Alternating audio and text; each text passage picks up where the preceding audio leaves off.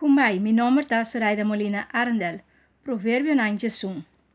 Senhor ta repudia esnan ku ta konkel ku balança, mas ta queda contento ku esnan ku ta usa peso exacto. Ora bota orgulhoso bota passa vergüenza, pero sabedoria ta pa gente humilde. Rectitud ta guia gente recto, pero falsidade ta destruição de gente falso. Riqueza não te ajuda dia Deus te vai castigar. Justiça te livra gente de morto. Se você vive de uma maneira justa, você vai caminhar reto. Se você faz maldade, a mesma maldade te põe a cair. Justiça te libera gente recto, pero gente falso que traja chaquepa outra gente é mesmo te caia dentro. Para gente que te faz maldade, morto ta fim de turcos. Não tem nada mais de espera de não riqueza. Gente justo te queda librada de miséria. Mal gente ta hayanang com miséria. Palavra de mal gente ta destruir su prójimo. Conhecimento de gente justo ta salvação. Ora vai gente justo bom, gente ciudad te contento. Ora gente que não está fiel na Deus morre, grito de alegria te ressonar. Ciudad ta engrandecer, ora gente justo dune nan bendição. Ma palavra de mal gente ta ruine. Gente que não ta usa su sentir, ta pape de outra gente com menosprecio. Gente que sentir ta queda quieto. Hasidor de redo não se guarda secreto. Gente confiável, sim. Se não tem guia, pueblo te vai perder. Hope consejero bom te traz solução. Esco para bor para gente que não conhece bom, te mal para. Esco evitar de para bor porque era tranquilo.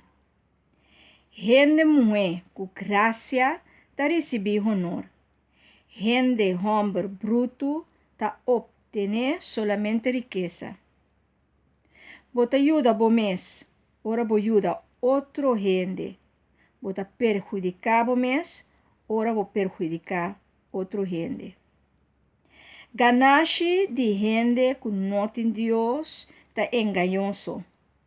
Esco sembra justiça ta cosecha sueldo duradeiro. Esnan que corre atrás de justiça ta viva.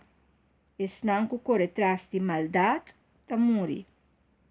Senhor ta odia gente com mente perverso, pero ta estima esnan que ta hasi bom. Segurta que gente que hasi maldade ta haya castigo, pero gente justo ta escapa. Beleza de mulher que não usa su sentir, da maneira rente de ouro passar de naniche de porco. Desejo de gente justo sempre te sale bom. Esperança de mal gente te acaba com ira.